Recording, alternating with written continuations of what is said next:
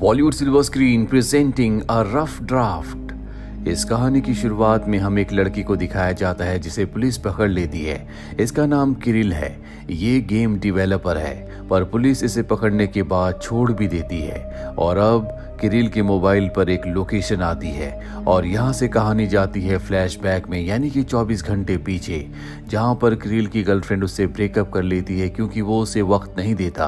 साथ ही किरिल की जिंदगी में एक खुशी का पल भी आता है क्योंकि उसने जो गेम बनाई थी उसे एक बहुत बड़ी कंपनी ने खरीद लिया है। किरिल अपने ऑफिस के स्टाफ के साथ पार्टी करने के बाद जब अपने घर आता है तो वो देखता है कि उसके घर में एक अनजान लड़की है जो कहती है कि ये मेरा घर है। इस बात से किरिल परेशान हो जाता है और पुलिस को बुलाता है। पुलिस जब आती है तो लड़की बताती है कि मेरा नाम रेनेटा है और ये घर मेरा है। वो पुलिस को घर के पेपर्स भी दिखाती है, जिसके बाद वहां से किरिल को निकाल दिया जाता है। किरिल ने जो घर के बिल्स जमा किए होते हैं वो लेकर वो सरकारी दफ्तर भी जाता है, लेकिन इसका कोई फायदा नहीं होता। वो ये साबित नहीं कर पाता कि वो घर जहाँ पर अब रेनेटा रह रही है वो उसका है। किरिल इसके बाद अपने ऑफिस जाता है जहाँ पर उसका स्टाफ जिनके साथ वो पार्टी कर रहा था उनमें से कोई भी उसे नहीं पहचानता। किरिल को कुछ समझ नहीं आता कि उसके साथ क्या हो रहा है, इसीलिए वो अपने पिता के पास जाता है। पर हैरानी की बात ये होती है कि उसके पिता भी उसे नहीं पहचानते। इसीलिए एक बार फिर से वो अपने घर जाता है और रेनेटा से कहता है कि तुम मेरे घर पर कब्जा क्यों करना चाहती हो। रेनेटा कहती है कि ये घर मेरा है। किरिल उसे चाकू की नोक पर सच कहने को कहता है, लेकिन वो अपने आप को ही मार देती है। और तभी यहाँ पर पुलिस आती है जो किरिल को पकड़ लेती है, लेकिन अगले पल उसे छोड़ दिया जाता है। जिसके बाद उसके मोबाइल पर एक लोकेशन आती है और ये वही पल होता है जहाँ से कहानी शुरू हुई थी। किरिल अब उस लोकेशन पर जाता है जो कि एक पुराना खंडरनुमा लाइट हाउस है। वहां पर कोई भी नहीं होता, इसीलिए रात को वहीं पर सो जाता है। और अगली सुबह जब वो उठता है तो वो जगह पूरी तरह से बदल चुकी होती है, नई हो गई होती है। और तभी वहां पर रेनेटा आती है जिसकी एक रात पहले मृत्यु हो गई थी। रेनेटा पूरी तरह से ठीक है। किरिल उसे देखकर हैरान होता है। रेनेटा कहती है कि तुम्हें हैरान होने की जरूरत नहीं है, ये एक दूसरी दुनिया यानी कि पैरेलल वर्ल्ड है जिसका नाम किमजिम है। ये नाम सुनकर वो हैरान हो जाता है क्योंकि किरिल ने जिस गेम को बनाया था उसका नाम भी किमजिम था। रेनेटा किरिल को बताती है कि इस दुनिया में कई सारे पैरेलल वर्ल्ड यूनिवर्स हैं जिनके बारे में बहुत सारे लोगों को पता है। और जब तुमने अपनी गेम किमजिम को बनाया तो गलती से तुमने पैरेलल वर्ल्ड का दरवाजा खोल दिया। जिसके बाद मैं तुम्हारे घर गई, मैंने सारी आइडेंटिटी अपने नाम पर बनवा ली और तुम्हें जितने भी लोग इस दुनिया में जानते थे उन सब की यादों से मैंने तुम्हें मिटा दिया। पैरेलल वर्ल्ड के बारे में बहुत सारे लोग जानते हैं जो एक वर्ल्ड से दूसरे वर्ल्ड में हमेशा ट्रैवल करते हैं। और इस वक्त जिस लाइट हाउस में तुम हो यही एक वर्ल्ड से दूसरे वर्ल्ड में ट्रैवल करने का रास्ता है। और जो भी यहाँ से पैरेलल वर्ल्ड में जाएगा तुम्हें उसकी इन्वेस्टिगेशन करनी है। दरअसल यहाँ पर किरिल को एक नया काम मिला है जिसमें उसे उन लोगों की इन्वेस्टिगेशन करनी है जो पैरेलल वर्ल्ड में ट्रैवल करते हैं। रेनेटा उसे बताती है कि यहाँ पर कई सारे पैरेलल वर्ल्ड के दरवाजे हैं, लेकिन अब तक एक ही खुला है जो तुमने खोला है। पैरेलल वर्ल्ड उस वर्ल्ड को कहा जाता है जो हूबहू हमारी अर्थ की तरह, हमारी दुनिया की तरह एक दूसरी दुनिया होती है। वहां पर वो हर एक चीज होती है जो हमारी दुनिया में है। जिस तरह से हम अपने आप को मिरर में देखते हैं और हमारी परछाई हमें नजर आती है, उसी तरह हमारे वर्ल्ड का एक पैरेलल वर्ल्ड भी है, लेकिन वो परछाई नहीं, वो हमारी दुनिया की तरह असली दुनिया है। और उसी दुनिया का दरवाजा किरिल की गेम की वजह से खुल चुका है। किरिल रेनेटा से पूछता है कि तुम्हें ये सब कुछ कैसे पता। वो बताती है कि हम इंसान नहीं है, हमारी एक सीक्रेट सोसाइटी है और मैं उस सोसाइटी के लिए काम करती हूँ। मेरे ऊपर मेरे सीनियर्स भी हैं जिनके ऑर्डर्स मुझे मानने पड़ते हैं। और इसके बाद वो उसी कमरे में उसे एक अलमीरा दिखाती है जो पूरी तरह से खाली होती है। वो किरिल से कहती है कि तुम इस अलमीरा से कुछ भी मांग सकते हो। हालांकि किरिल अपनी दुनिया में अपने लोगों के बीच में वापस जाना चाहता है, लेकिन उसे बताया जाता है कि अब इस दुनिया में तुम्हें कोई नहीं पहचानता। और इसके बाद वो वहां से चली जाती है। किरिल अलमीरा से विश करता है कि उसका बेस्ट फ्रेंड वहां पर आ जाए और अगले पल उसका बेस्ट फ्रेंड वहां पर आ जाता है। पर हैरानी की बात यह होती है कि उसका बेस्ट फ्रेंड अब भी उसे पहचानता है जिसके साथ किरिल एंजॉय करता है। तभी यहाँ पर उसकी गर्लफ्रेंड भी आ जाती है जिसका नाम एना है। एना ने अपना नया बॉयफ्रेंड बना लिया है। दरअसल एना उसे पहचानती नहीं क्योंकि उसकी यादों से उसे मिटा दिया गया है। दरअसल एना का जो नया बॉयफ्रेंड है वो इस सोसाइटी का पहले से हिस्सा था और उसी ने एना को इस सोसाइटी से इंट्रोड्यूस करवाया होता है। और अब किरिल इनकी इन्वेस्टिगेशन करता और इन्हें उस पैरेलल वर्ल्ड में जाने की इजाज़त दे देता है। लेकिन वो अपने बेस्ट फ्रेंड के साथ उनका पीछा करता है और जब वो एक रेस्टोरेंट में जाता है तभी एक रोबोट किरिल के ऊपर हमला करता है, पर अचानक से उसके अंदर सुपर हीरो वाली पावर्स आ जाती है जिससे वो उस रोबोट को हरा देता है। इसके बाद इन्हें एक लड़की मिलती है जो जख्मी होती है, पर जब ये उसे पानी पिलाते हैं तो उसके जख्म अपने आप ही ठीक हो जाते हैं। किरिल भी पानी पीता है और उसके जख्म भी ठीक हो जाते हैं। अब ये जो लड़की होती है इसका नाम रोज है। वो बताती है कि वो भी किरिल की तरह एक एजेंट है। वो 27 साल की उम्र में इस दुनिया में आई थी, जिसके बाद उसकी उम्र कभी नहीं बढ़ी, यानी कि वो हमेशा के लिए अमर है।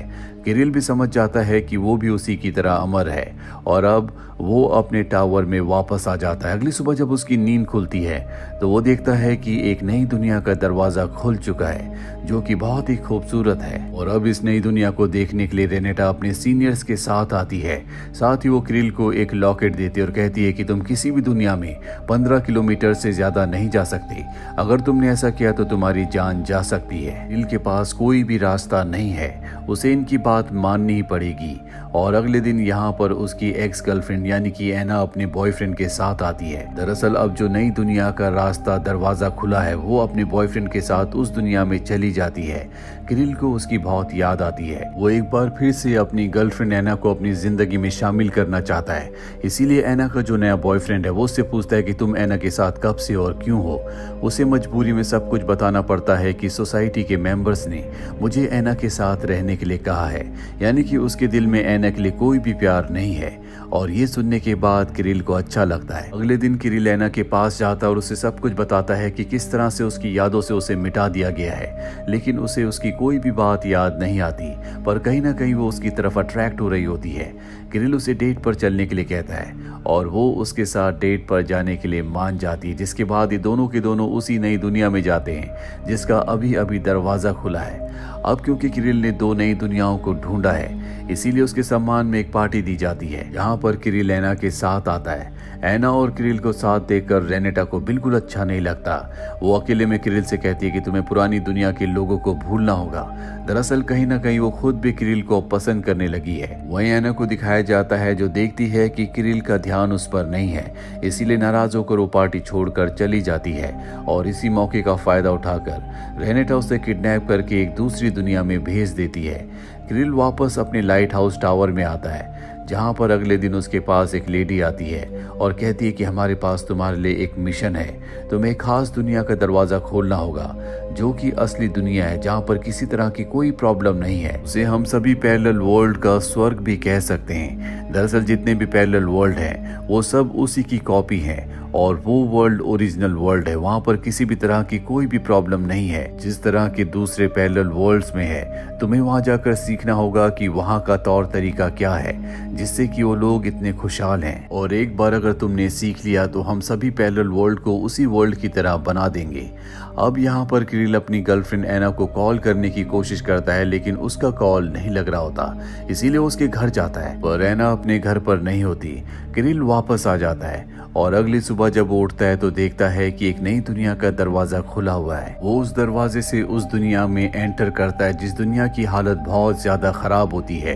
यहाँ पर इंसान लगभग पूरी तरह से खत्म हो चुके होते हैं और जितने भी लोग बचे होते हैं वो बीमार होते हैं, थके हुए होते हैं, जो कि एक बहुत बड़ी फैक्ट्री में एक लेडी के लिए काम करते हैं। ये लेडी बहुत ज्यादा निर्दयी होती है और जब किरिल उस लेडी के पास जाता है तो वो लेडी उसे पहचान जाती है कि ये टावर का कस्टम ऑफिसर है जो उन लोगों की इन्वेस्टिगेशन करता है जो पैरेलल वर्ल्ड में ट्रैवल करते हैं। दरअसल इस लेडी का भी इस दुनिया में यही काम होता है। और अब किरिल देखता है कि वहाँ पर जितने भी लोग इस लेडी के लिए काम करते हैं उनकी हालत बहुत ज़्यादा ख़राब है। और उसी भीड़ में वो एना को भी देखता है जो बहुत ज़्यादा बीमार होती है। वो एना के पास जाता और कहता है कि हमें यहाँ से जाना होगा।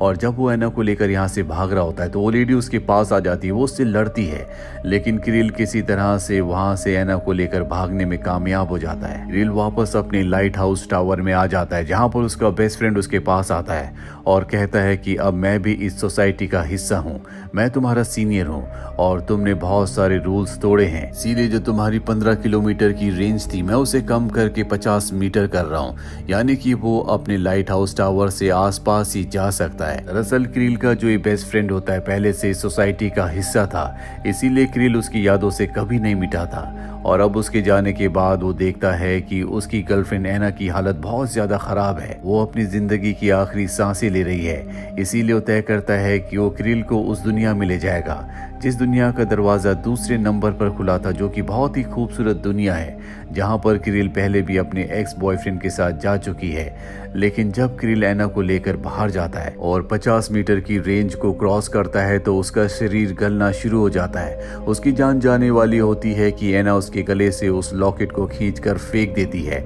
जिससे वो पूरी तरह से ठीक हो जाता है, यानी कि अब वो पूरी तरह से आजाद है, वो किसी भी दुनिया में कहीं भी जा सकता है। क्रिल वापस अपने लाइट हाउस टावर में आ जाता है और अगली सुबह वो देखता है कि एक नई दुनिया का दरवाजा खुला है। वो उस दुनिया में जाता है जो कि बहुत ही ज्यादा आधुनिक होती है। यहाँ पर सारी की सारी टेक्नोलॉजीज बहुत ज्यादा एडवांस होती है और तभी उसके पास एक कस्टम ऑफिसर आता है। इस ऑफिसर का भी वही काम है जो कि क्रिल का है। यह ऑफिसर बताता है कि ये ओरिजिनल वर्ल्ड है, यानी कि वही वर्ल्ड है जिसका मिशन क्रिल को दिया गया था।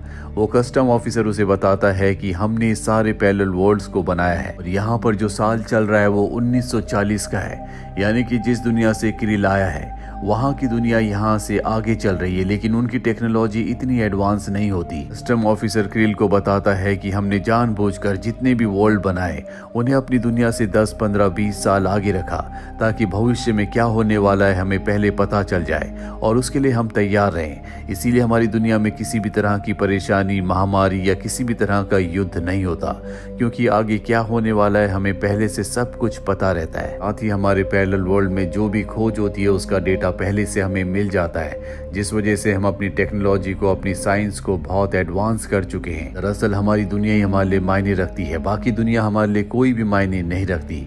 हमने दुनियाओं को इसलिए बनाया था ताकि हम अपनी दुनिया को बेहतर बना सके, जिसमें हम कामयाब हो गए।